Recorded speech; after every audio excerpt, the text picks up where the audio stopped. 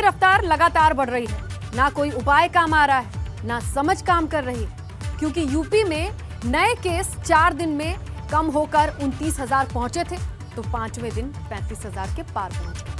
अब महामारी के खिलाफ यूपी सरकार ने कर्फ्यू का चाबुक चलाते हुए महायुद्ध का ऐलान कर दिया है। यूपी संपूर्ण लॉकडाउन को बढ़ाकर 3 दिन का कर चुका है। लेकिन बड़ा सवाल है, अगर कर्फ्यू के चाबुक से भी कोरोना नहीं रुका तो क्या होगा? देखिए रिपोर्ट।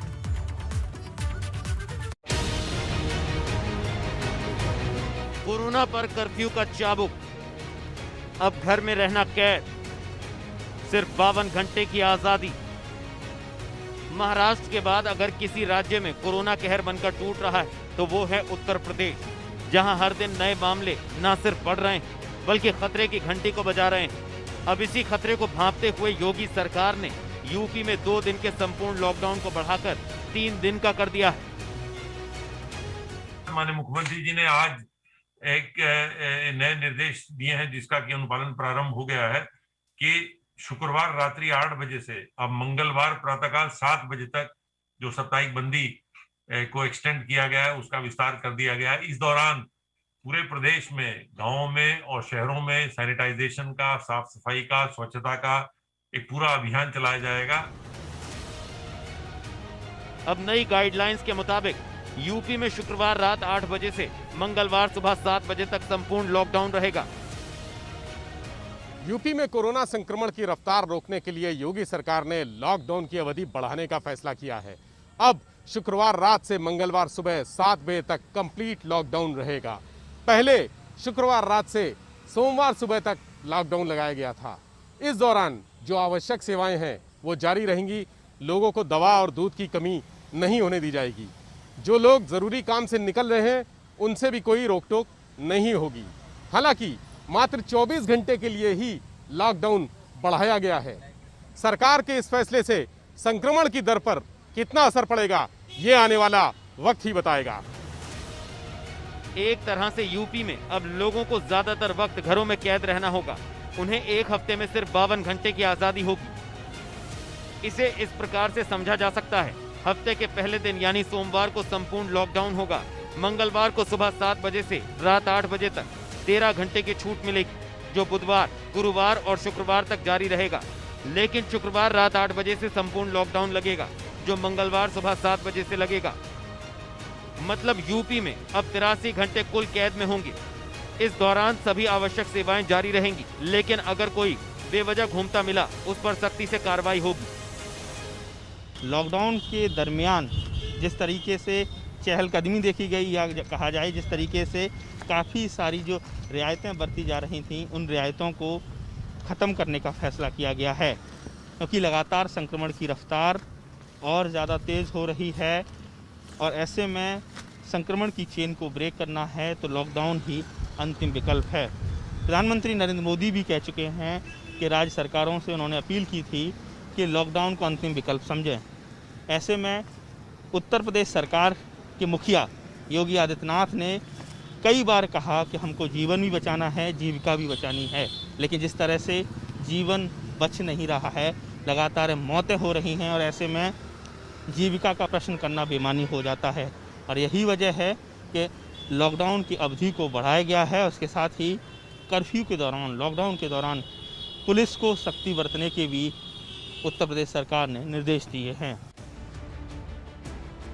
दरअसल मंगलवार को इलाहाबाद हाई कोर्ट ने यूपी में कोरोना की स्थिति पर सुनवाई करते हुए 2 दिन के लॉकडाउन को नाकाफी बताया था और अब यूपी सरकार ने 2 दिन के संपूर्ण लॉकडाउन को बढ़ाकर 3 दिन का कर दिया है।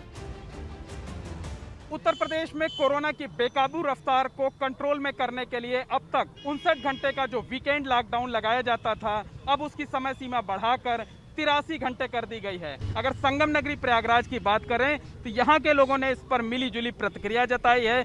लोगों का कहना है कि वीकेंड लॉकडाउन से कोरोना की रफ्तार पर कुछ ब्रेक लग सकेगा। जो संक्रमितों की संख्या लगातार बढ़ती जा रही है वो कुछ हद तक काबू में आ सकेगी, लेकिन ज़्यादातर लोगों की ये राय है कि यहाँ पर कम से कम 2 हफ्ते का कंप्लीट लॉकडाउन लगाया जाए, क्योंकि जिस हिसाब से मामले बढ़ रहे हैं, जिस तरीके से हालात लगभग बेकाबू से हैं, उसमें वीकेंड लॉकडाउन के अलावा दूसरा कोई चारा नहीं है। हालांकि यूपी सरकार शुरुआत में संपूर्ण लॉकडाउन लगाने के खिलाफ थी, लेकिन तेजी से फैलते कोरोना संक्रमण को देखते हुए अब इसे धीरे धीरे बढ़ाया जा रहा है ताकि संक्रमण की चेन को तोड़ा जा सके। आज माननीय मुख्यमंत्री जी ने विशेष रूप से इस बात की घोषणा की है कि जो लॉकडाउन शनिवार इतवार को तक के लिए था उसको अब सोमवार को भी लागू रहेगा और वो मंगल के सुबह 7 बजे तक चलेगा। ये विशेष रूप से कोरोना की जो बढ़ते हुए इस केसेस हैं उन लोगों को चेक करने के लिए और ख़ास तौर से लोग स्वाभाविक रूप से सरकारी आदेशों का पालन करें उसके लिए, और हमारे जो स्वच्छता और सैनिटाइजेशन और फॉगिंग का जो कार्यक्रम चल रहा है उसको भी प्रोत्साहन देने के लिए ये किया गया है। महामारी से महायुद्ध, लॉकडाउन से थमेगी वायरस की रफ्तार। यूपी में पिछले 4 दिन में कोरोना के मामलों में गिरावट देखने को मिली थी, लेकिन पिछले 24 घंटे में नए मरीजों का आंकड़ा बढ़कर 35,000 के पार चला गया। स्थिति इस प्रकार है, विगत 24 घंटों में संक्रमण के 35,156 नए मामले सामने आए हैं। इसी अवधि में उपचारित होकर डिस्चार्ज होने वालों की संख्या 25,613 है। इस समय प्रदेश में एक्टिव इन्फेक्शन के केसेस की कुल संख्या 3,09,237 है। अब तक कुल मिलाकर 8,96,477 व्यक्ति पूर्णतः उपचारित होकर डिस्चार्ज किए जा चुके हैं। विगत 24 घंटों में कोविड संक्रमित व्यक्तियों में से 298 लोगों की मृत्यु हुई है। अब महामारी के खिलाफ महायुद्ध का ऐलान करते हुए सूबे की सरकार ने कोरोना पर कर्फ्यू का ऐसा चाबुक चलाया है कि अब कोरोना की हार एकदम तय है, क्योंकि अगर इससे भी कोरोना की रफ्तार नहीं रुकी तो संपूर्ण लॉकडाउन लगाने के सिवाय कोई चारा नहीं होगा। लखनऊ से विवेक त्रिपाठी, प्रयागराज से मोहम्मद मोइन और आगरा से नितिन उपाध्याय के साथ bureau report, ABP Ganga. Corona के खिलाफ जीत का एक ही मंत्र है और वो है सावधानी। लेकिन योगी सरकार सिर्फ सावधानी पर जोर नहीं दे रही है, उसने 1 मई से होने वाले वैक्सीनेशन को लेकर भी कमर कस ली है। अब यूपी सरकार वैक्सीनेशन के लिए ग्लोबल टेंडर निकालने जा रही है, क्योंकि जितनी वैक्सीन यूपी को चाहिए उतनी है ही नहीं। यही वजह है कि महामारी के खिलाफ महाअभियान की शुरुआत होने जा रही है। मतलब दुनिया भर से लाएंगे वैक्सीन। देखिए ये रिपोर्ट।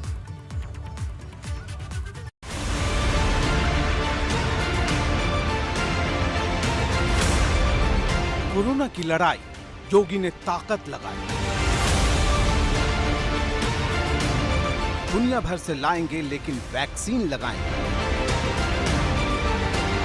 यूपी में कोरोना के बढ़ते संक्रमण को खत्म करने के लिए जहां एक तरफ योगी सरकार लॉकडाउन का सहारा ले रही है, वहीं वैक्सीन लगाने के लिए यूपी सरकार अब ग्लोबल टेंडर निकालने जा रही है।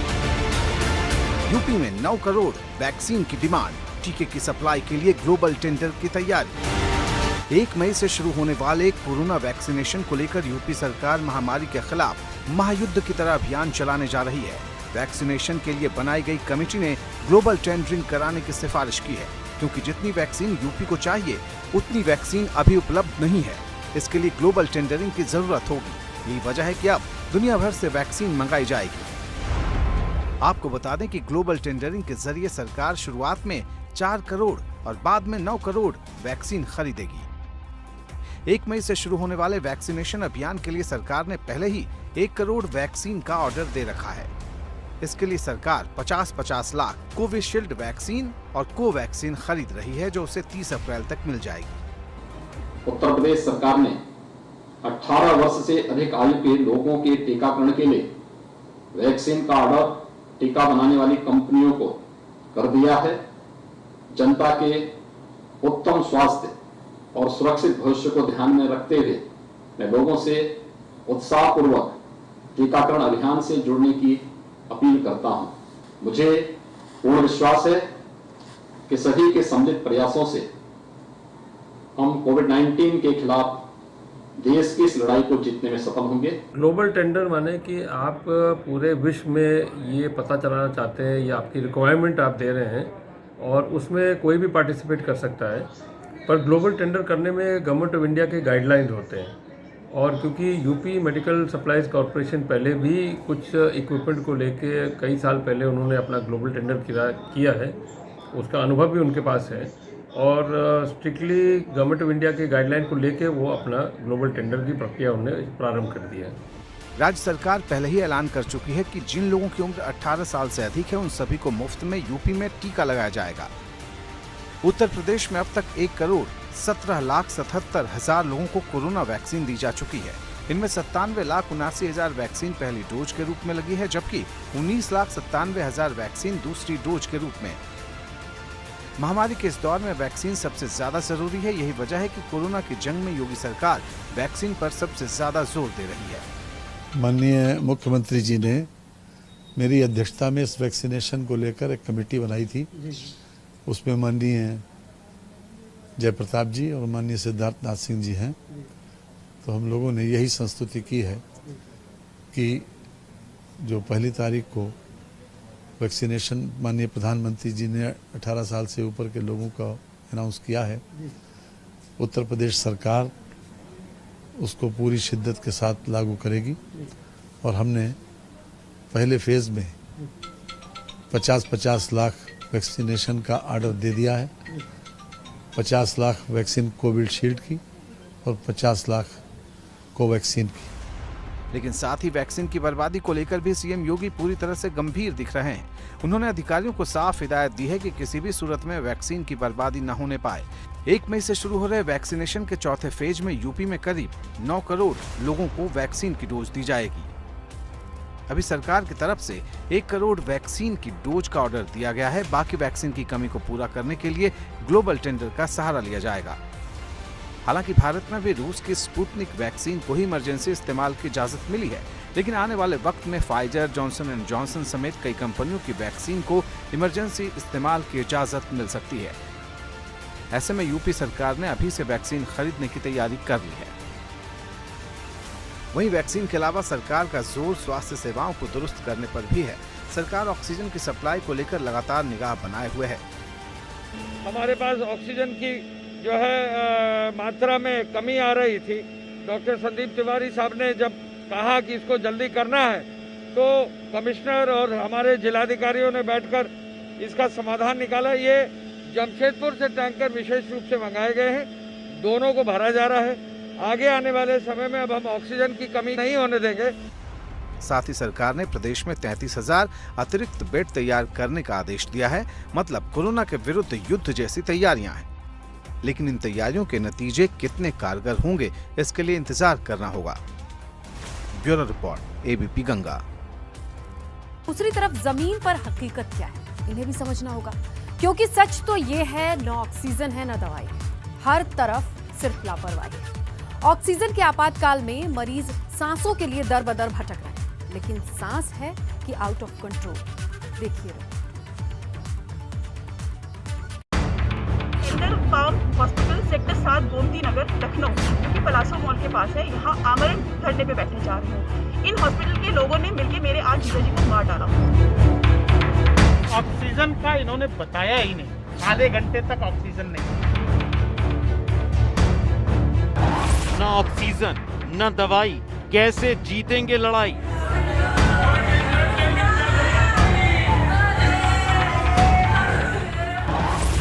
सांसों का संकट, मौत का बवंडर।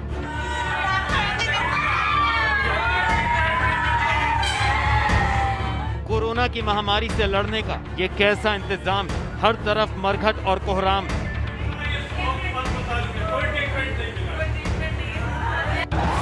अटकी रही सांसें, चलता रहा खेल।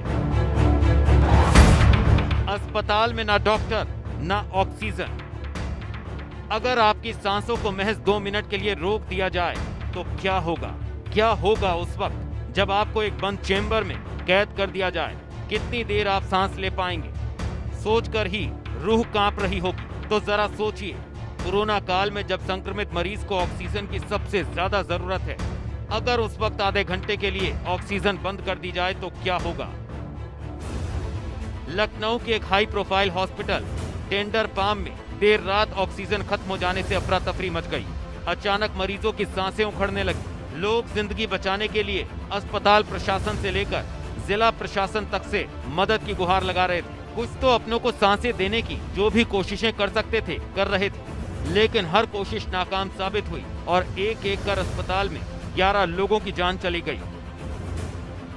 राजधानी में ऑक्सीजन की सप्लाई के दावे तमाम हो, लेकिन हकीकत कुछ और है। जमीनी हकीकत यह है कि ऑक्सीजन नहीं है और तमाम लोग ऑक्सीजन के संकट से दम तोड़ रहे हैं। हम इस समय गोमती नगर के टेंडर पॉम अस्पताल में खड़े हैं, जहां कहा जा रहा है कि कल रात ही 11 मरीजों ने ऑक्सीजन की कमी से दम तोड़ा है।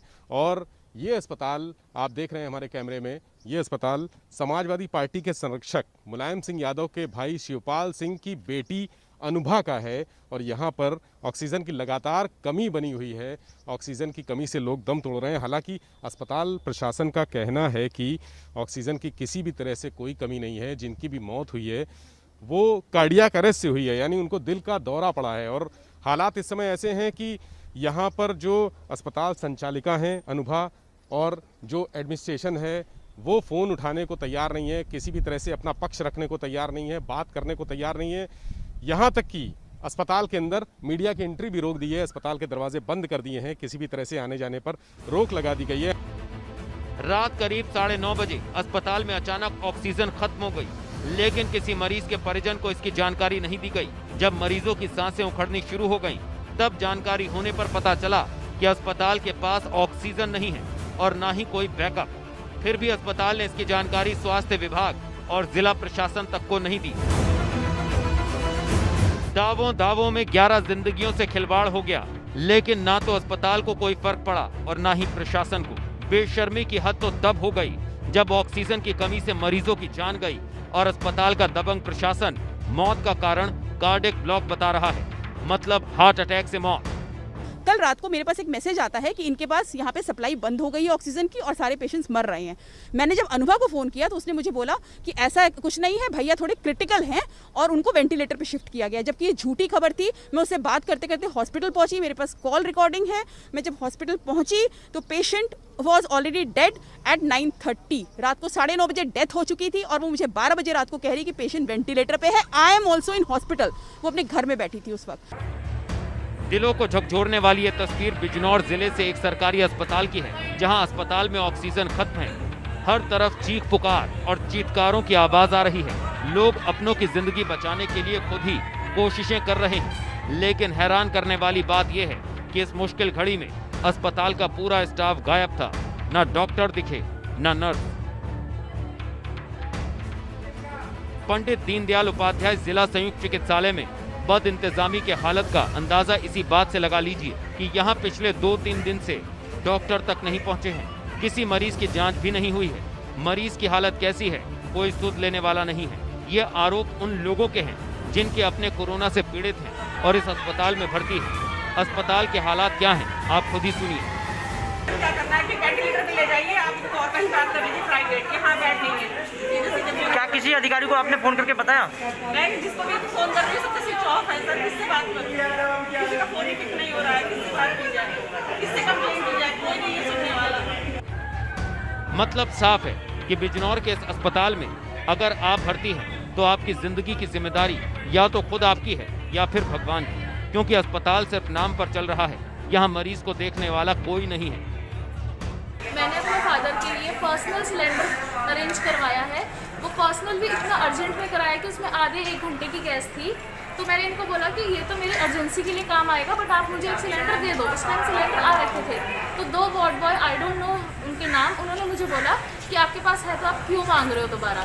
मैंने कहा ये अर्जेंसी के लिए है, मेरे को अभी तो नीड है, अभी दे दो। कहते नहीं, इनके पास इनका ऑक्सीमीटर है जो कि गलत रीडिंग देता है, जो कि बहुत बेसिक नीड है इस टाइम पर।